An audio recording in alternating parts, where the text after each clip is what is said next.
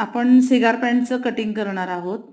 खालून 2 इंच बॉटमच्या इथे पट्टीकडे मार्जिन सोडायची आणि पट्टीने सरळ रेष मारून घ्यायची.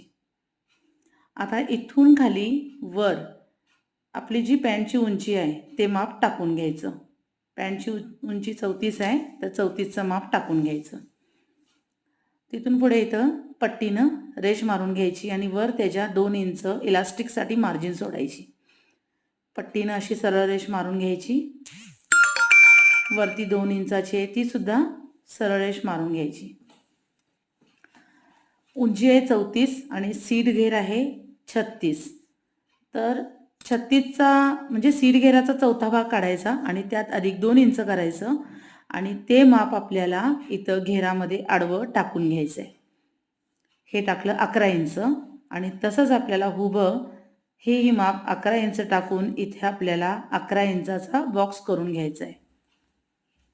हा झाला 11 इंचाचा बॉक्स. आता हा पूर्ण चौकोन आखून घ्यायचा पट्टीने. हा झाला 11 इंचाचा बॉक्स. आता ह्याच्या पुढे 2 इंच आकारासाठी आपल्याला घ्यायचे आहेत. 2 इंच घेऊन असा आकार द्यायचा आहे.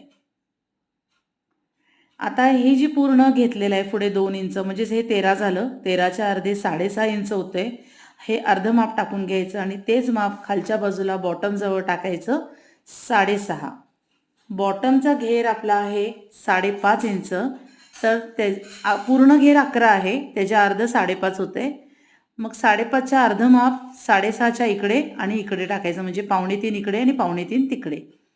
आणि हा शेप आहे तो बॉटमपासून हा वर जोडून घ्यायचा असा आकारामध्ये आणि खालच्या बाजूला सरळ रेष मारून घ्यायची अशी.